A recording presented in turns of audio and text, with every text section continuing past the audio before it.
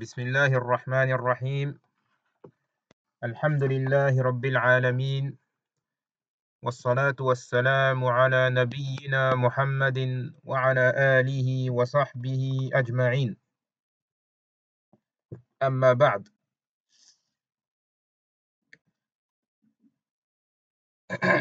Donc ceci est le cours numéro 16 dans la lecture du livre Fath al-Malik Fath al-Rahim al-Malik al-Allam de l'imam le Cheikh Abdurrahman ibn Nasir al-Sa'di rahimahullah ta'ala.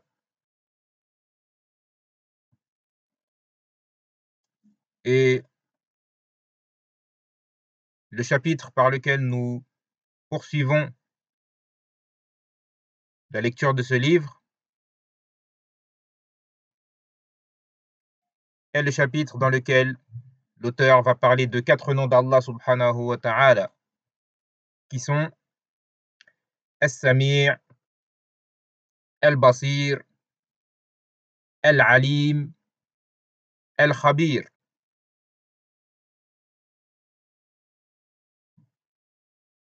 C'est-à-dire As-Sami', l'entendant, Al-Basir, le voyant, Al-Alim, l'omniscient, et Al-Khabir, le parfaitement connaisseur. Le cheikh dit donc dans ce chapitre أي السميع لجميع الأصوات باختلاف اللغات على تفنن الحاجات سرها وجهرها سواء منكم من أسر القول ومن جهر به ومن هو مستخف بالليل وسارب بالنهار. C'est-à-dire celui qui entend tous les sons dans toutes les langues, quelles que soient les demandes et les besoins. Il connaît ce qui est exprimé en secret et ce qui est exprimé publiquement. Puis le cheikh a cité le verset dont la traduction rapprochée du sens est sont égaux pour lui, c'est-à-dire Allah, sont égaux pour lui, celui parmi vous qui tient secrète sa parole, ainsi que celui qui la divulgue, celui qui se cache la nuit, comme celui qui se montre au grand jour.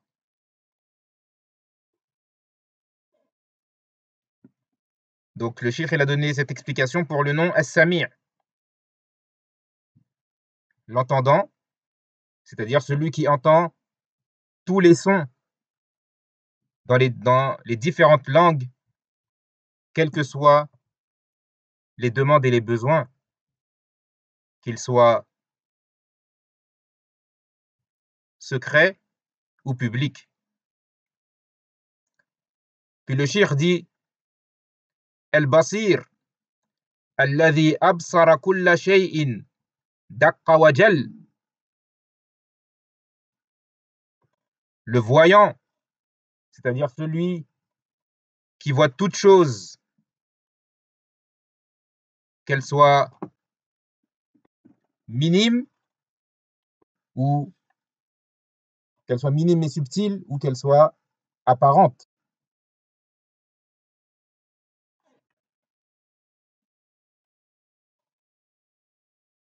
فيبصر دبيب النملة السوداء على الصخرة الصماء في ظلمة الليل. Il voit les pas de la fourmi noire sur une pierre, sur un rocher massif, dans une nuit obscure, dans l'obscurité de la nuit. ويبصر جريان الأغذية في عروق الحيوانات وأغصان النباتات. Il voit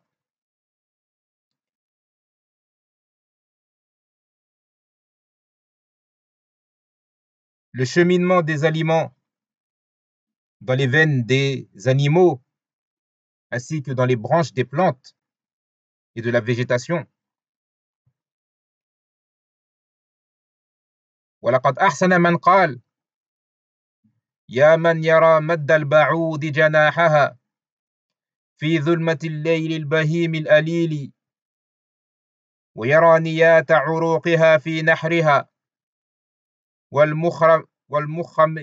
والمخ من بين العظام النحل من بين عظام النحل أمن علي بتوبة تمحو بها ما كان مني في الزمان الأول.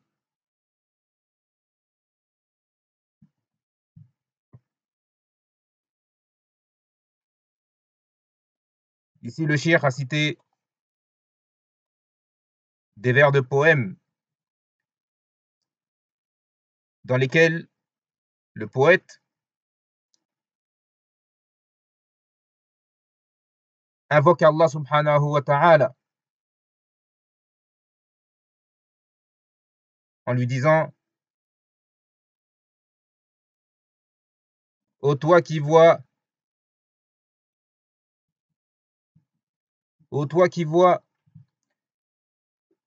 lorsque la mouche étend ses ailes dans l'obscurité de la nuit, sombre, et qui voit la liaison de ses veines à sa gorge et le cerveau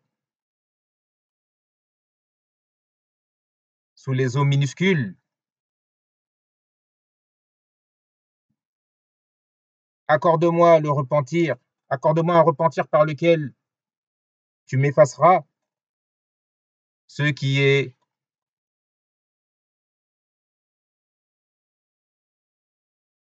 a émané de moi auparavant, dans le temps passé. C'est-à-dire que ce poète invoque Allah subhanahu wa ta'ala par le fait qu'Allah subhanahu wa ta'ala voit tout, même les choses les plus infimes. Et comme les savants ont expliqué, fait partie des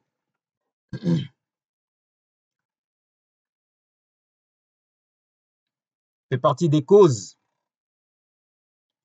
de l'exaucement des invocations, d'invoquer Allah subhanahu wa ta'ala par ses noms et ses attributs. Parmi les causes qui font que les du'a et les invocations sont exaucées, le fait de l'invoquer par ses noms et ses attributs. Et comme nous avons vu dans les premiers cours de la lecture de ce livre, également les savants ont expliqué que fait partie, ou que pour obtenir la récompense liée à 99 des noms d'Allah subhanahu wa ta'ala, et qui est l'entrée au paradis, afin de donc obtenir cette récompense de l'entrée au paradis, il faut utiliser les noms d'Allah subhanahu wa ta'ala dans les invocations.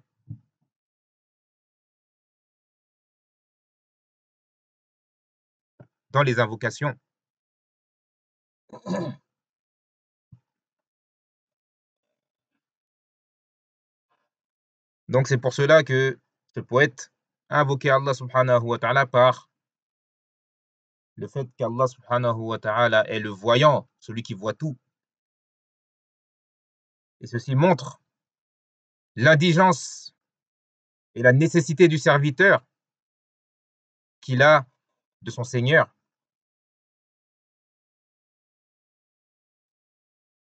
Puis le shir dit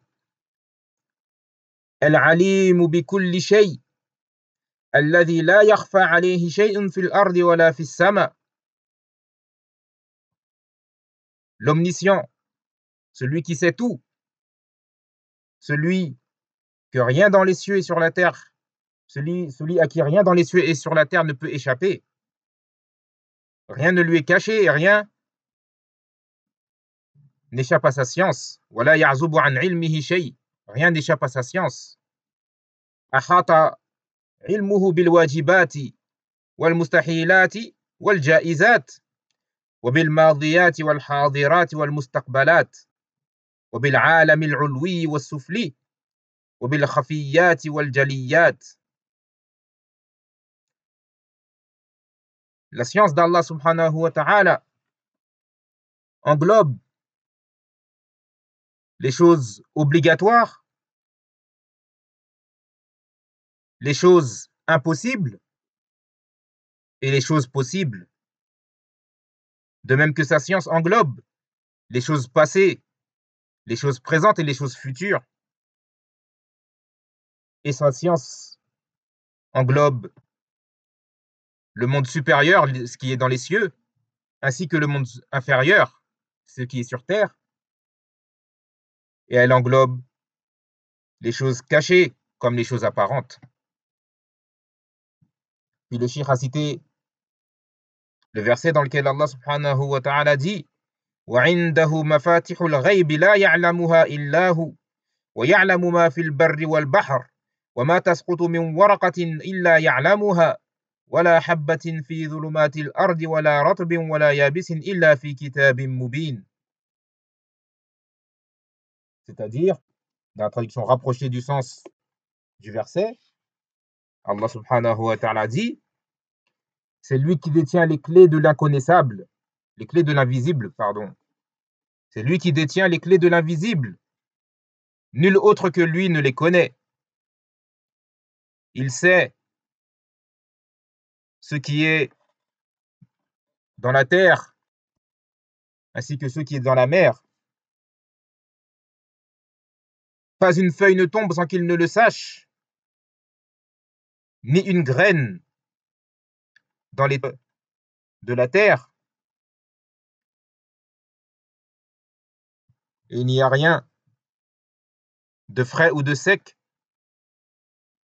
qui ne soit consigné dans un livre explicite.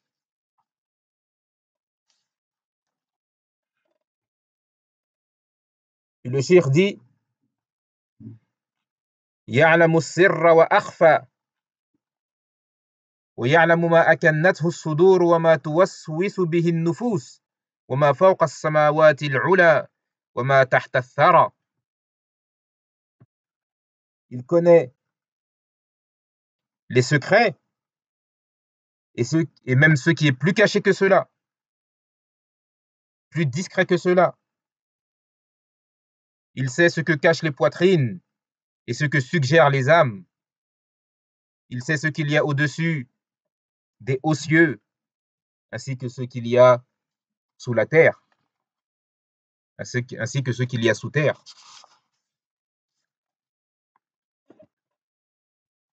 Puis le cheikh dit Al-Khabir الذي أدرك علمه السرائر واطلع على مكنون الضمائر وعلم خفيات البذور ولطائف الأمور ودقائق الذرات في ظلمات الديجور.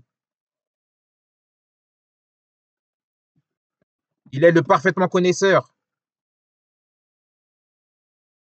celui dont la science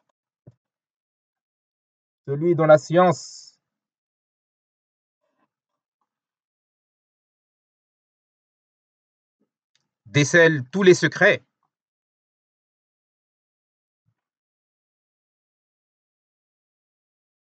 Et il est celui qui connaît les choses cachées dans les esprits, tout comme il connaît ce qui est caché dans les germes, et il connaît les choses les plus subtiles, ainsi que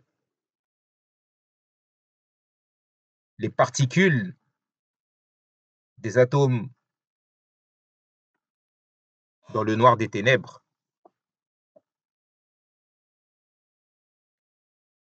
Puis le cheikh donc nous explique ici, dans la suite, il nous dit فالخبير يرجع إلى العلم بالأمور الخفية التي هي في غاية اللطف والصغر وفي غاية الخفاء ومن باب أولى وأحرى علمه بالظواهر والأمور الجلية والعليم يدل بالمطابقة على الأمرين.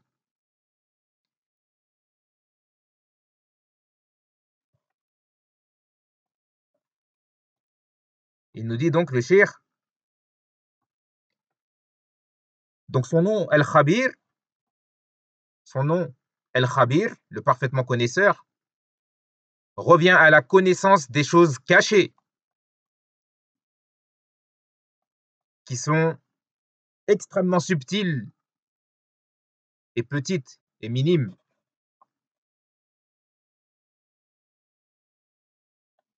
et qui sont extrêmement cachées.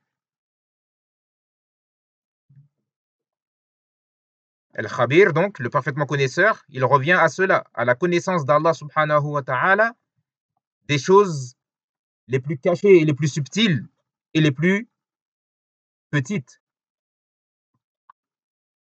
Puis le cheikh nous dit que, donc s'il connaît ces choses-là, alors,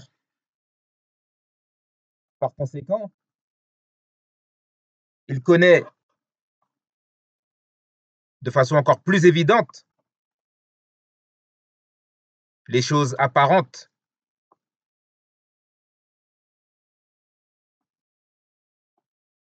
Puis il nous dit sur le nom, le cheikh nous dit ensuite sur le nom Al-Alim, l'omniscient,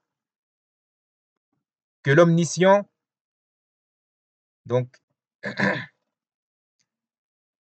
inclut la connaissance des deux choses, des choses apparentes et des choses cachées.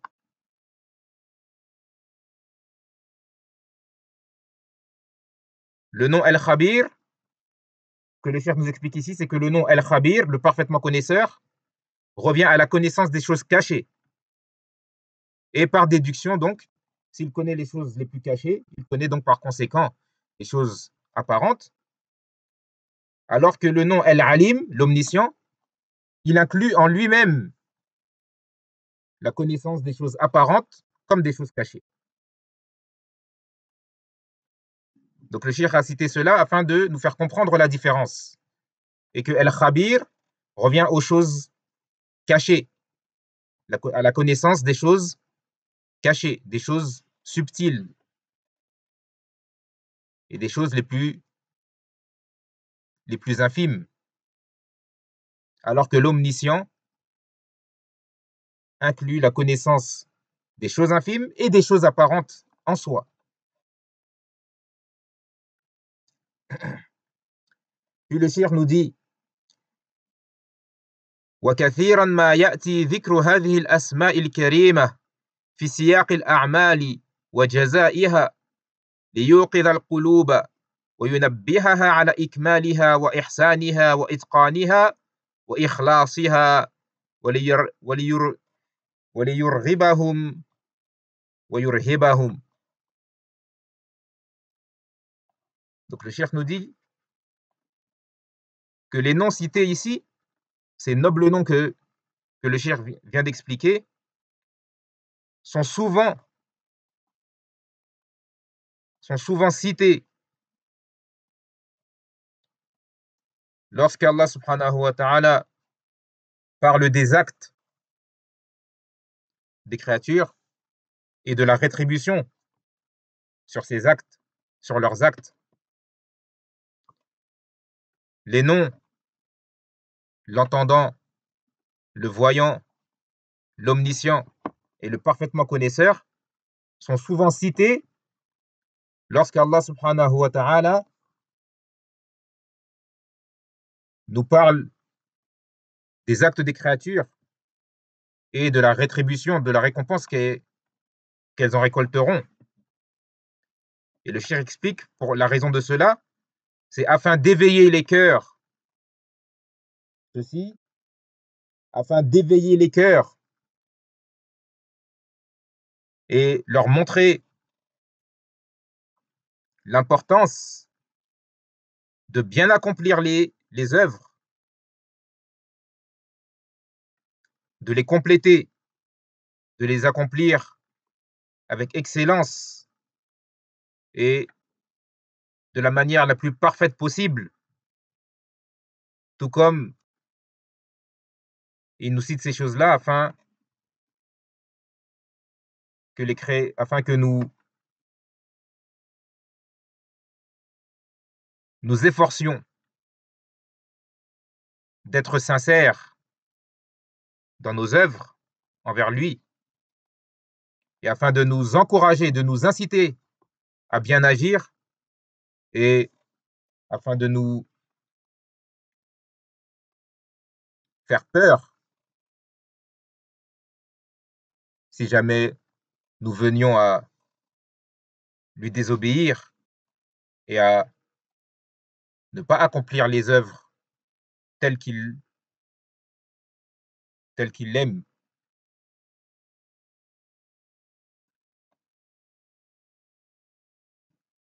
Puis ensuite, le cheikh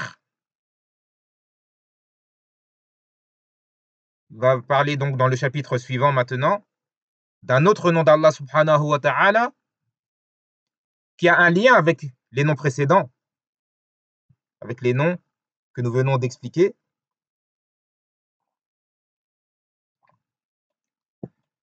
Et ce nom, c'est Al-Latif. Al-Latif. Le nom d'Allah subhanahu wa ta'ala, Al-Latif. Et il est souvent traduit par le doux, mais la traduction qui me paraît la plus conforme au sens voulu, Wallahu ta'ala a'lam, et Allah est plus savant, la traduction qui me paraît donc la plus conforme serait plutôt de le traduire par le raffiné, de le traduire par le raffiné. El-Latif, le raffiné. Et vous allez comprendre pourquoi j'ai choisi cela lorsque je vais l'expliquer tel que le cheikh va l'expliquer ici. Le cheikh nous dit El-Latif min asma'ihi al-husna lahu ma'nayani. Le nom d'Allah subhanahu wa ta'ala, El-Latif, le raffiné, fait partie des noms sublimes d'Allah subhanahu wa ta'ala. Et il a deux significations. Et il contient deux significations. أحدهما بمعنى الخبير وهو أن علمه دق ولطف حتى أدرك السرائر والضمائر والخفيات. La première des significations du nom El-Latif, le raffiné, c'est une signification qui a le sens de c'est le sens de El-Khabir, c'est-à-dire c'est le même sens que El-Khabir, le parfaitement connaisseur, dans le fait que la science d'Allah subhanahu wa ta'ala est extrêmement subtile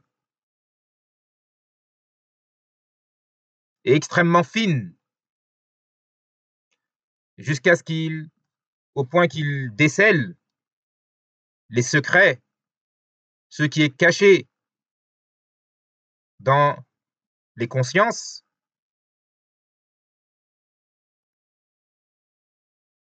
et les choses qui sont cachées en général. Ça, c'est le premier sens du nom Al-Latif. Le premier sens, la première signification du nom d'Allah subhanahu wa ta'ala Al-Latif, c'est la signification qui revient au sens du nom Al-Khabir, le parfaitement connaisseur, qui est le fait de connaître les choses les plus subtiles, les plus infimes, les plus cachées. والمعنى الثاني اللطيف الذي يوصل أولياءه وعباده المؤمنين إلى الكرامات والخيرات بالطرق التي يعرفون والتي لا يعرفون والتي يريدون وما لا يريدون وبالذي يحبون والذي يكرهون فيلطف بأوليائه فييسرهم لليسرى ويجنبهم العسرى ويلطف لهم فيقدر أمورا خارجية عاقبتها تعود إلى مصالحهم ومنافعهم. La deuxième signification de Al-Latif,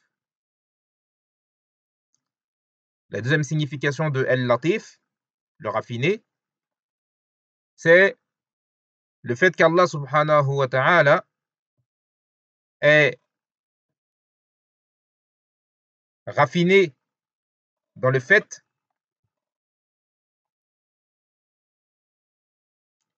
qu'il amène ses alliés, et ses serviteurs croyants à des bienfaits.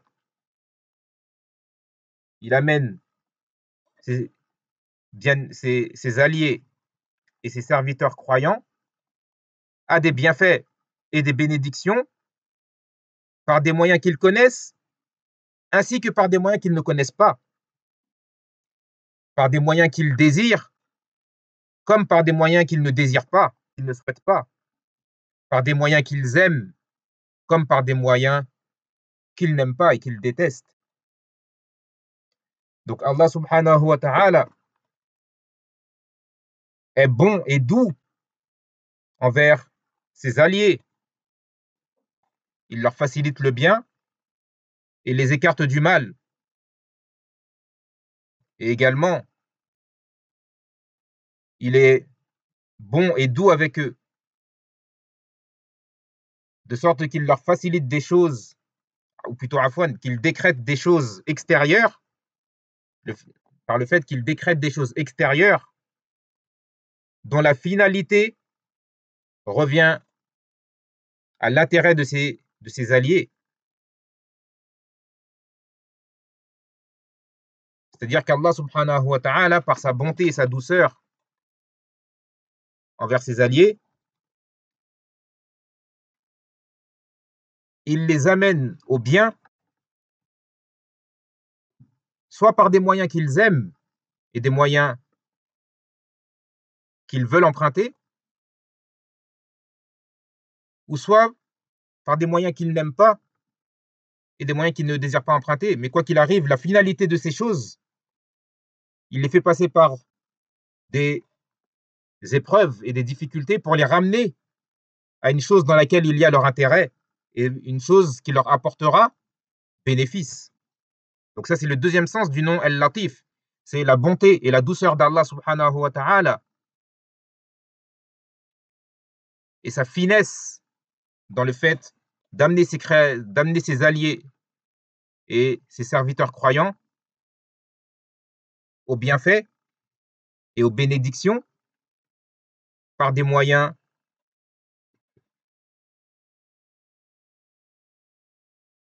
soit qu'ils aiment, soit qu'ils n'aiment pas.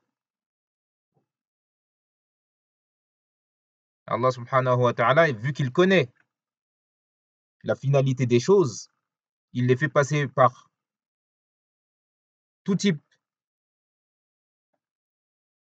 de passages, que ce soit dans des facilités ou dans des difficultés, afin de les amener à ce qui constituera pour eux, au final, un intérêt et un bénéfice. قال يوسف عليه السلام إن ربي لطيف لما يشاء. Le cheikh ensuite cite la parole de Youssouf alayhi salam lorsque Youssouf alayhi salam a dit mon Seigneur est plein de douceur pour ce qu'il veut, pour quiconque il veut.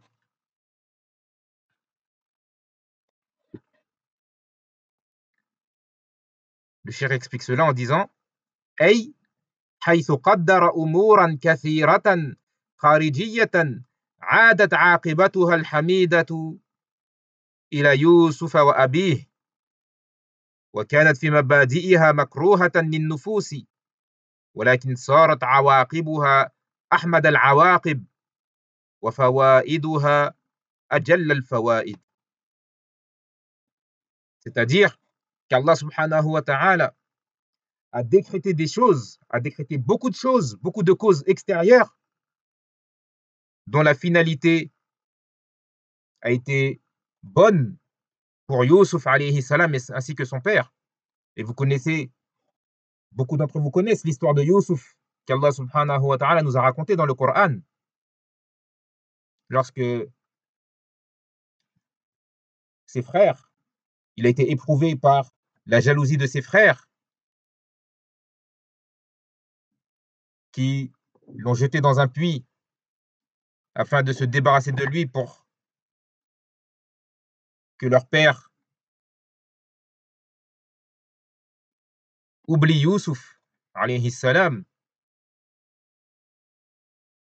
Puis ensuite les épreuves que Youssouf a connues lorsqu'il a vécu alayhi salam, lorsqu'il a été attrapé puis vendu comme esclave, puis il a été éprouvé par la femme de celui qui l'avait pris chez lui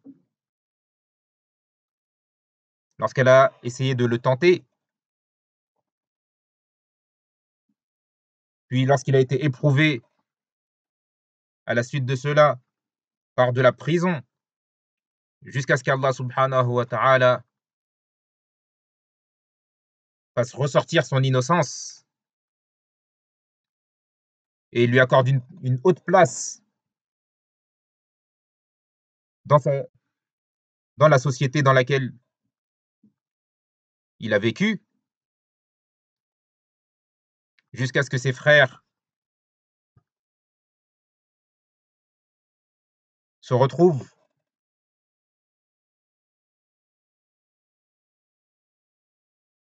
dans une position inférieure à lui, à lui demander de leur accorder de la subsistance pour eux et leur famille. Puis, à la fin, Allah subhanahu wa ta'ala a élevé Youssouf de sorte que toute sa famille a finalement reconnu